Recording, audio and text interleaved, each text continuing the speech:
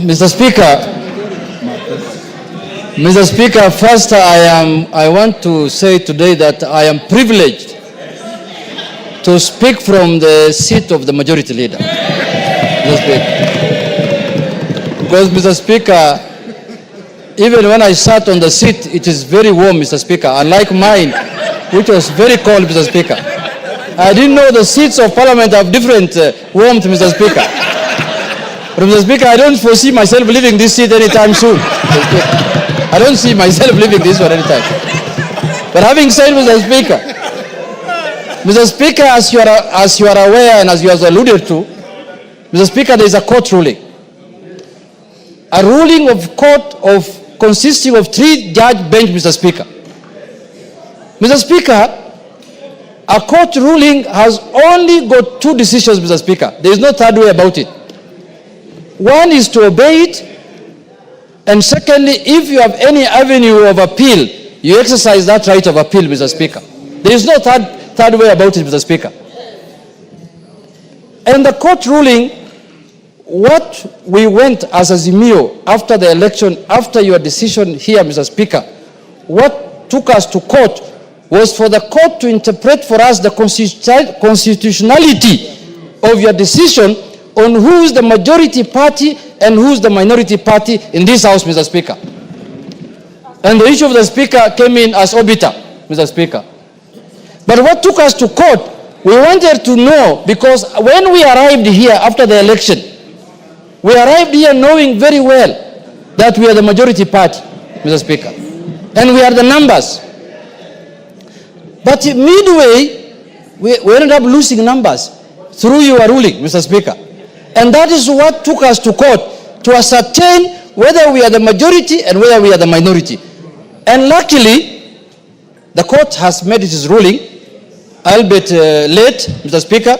We expected this ruling much earlier than this time, Mr. Speaker. But it is better late than never. The decision arrived, and the decision has said that the Azimio party is the majority party in Parliament, Mr. Speaker. And I so happen to be the minority leader as of now, Mr. Speaker. So today afternoon, I just switched seats and I took over the role of majority leader, Mr. Speaker. And I am capable of doing that work, Mr. Speaker. I have the capacity, I have the qualifications, I have the capabilities, I have the numbers in the House, Mr. Speaker, to lead, Mr. Speaker. I have everything what it takes, Mr. Speaker, to be the majority leader of this House, Mr. Speaker. But, Mr. Speaker, the issue that we need to exercise, to analyze, Mr. Speaker, is that, Mr. Speaker, I want to say this. Mr. Speaker, court rulings are very important, Mr. Speaker. You remember after the election, we disputed the result of the election. We ended up filing a court case in the Supreme Court. The Supreme Court pronounced itself that we did not win the election, and the other party won the election, and we abided by it, and we respected the court ruling, Mr. Speaker. This court ruling also must be respected, Mr. Speaker. Because it's not like any other court ruling, Mr. Speaker. It's a ruling of the Court of the Republic of Kenya, Mr. Speaker. Mr. Speaker, this ruling cannot be taken jokingly, Mr. Speaker. When I went through it last evening, Mr. Speaker, these judges are raising very serious fundamental issues.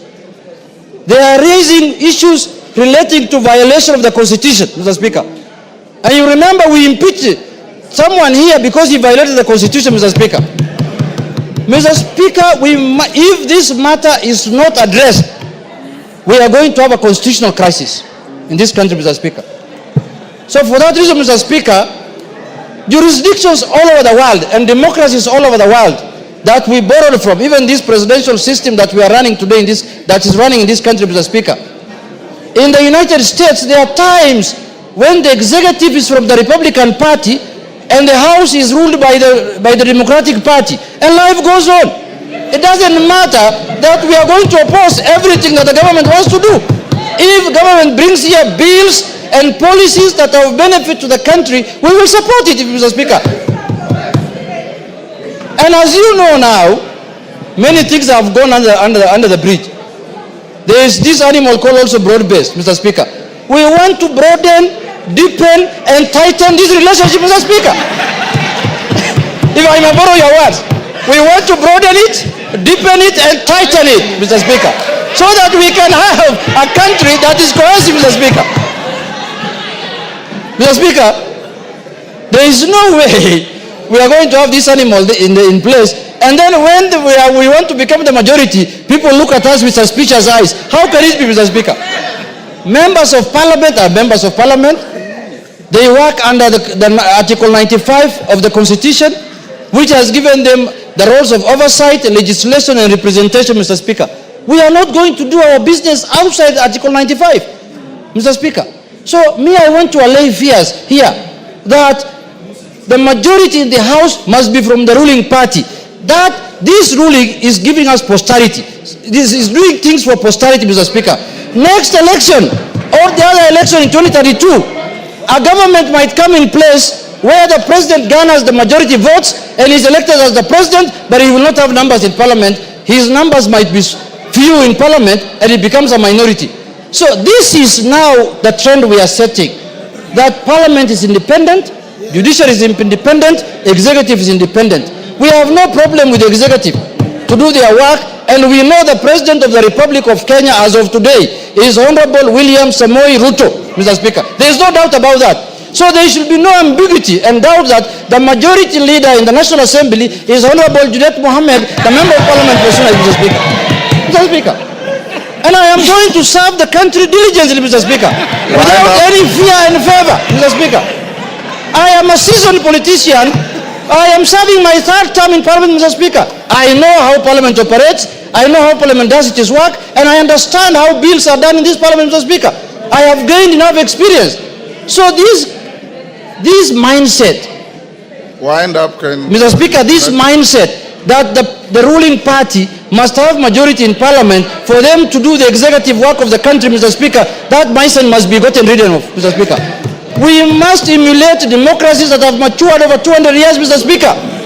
In the last election, in the last administration of Biden in America, Mr. Speaker, the Republican Party was controlling the House, Mr. Speaker, and the Democratic Party was controlling the Senate, and life was going on as usual, Mr. Speaker. So, Mr. Speaker, my advice to the House and to Parliament in general is that the only solution to this problem is to go to appeal. Until the appeal overturns this matter, I shall be recognized as the majority leader of the Republic of Kenya. Mr. Speaker, thank you very much, Mr. Speaker. Those few remarks, I conclude. Kainan, order, honorable members, before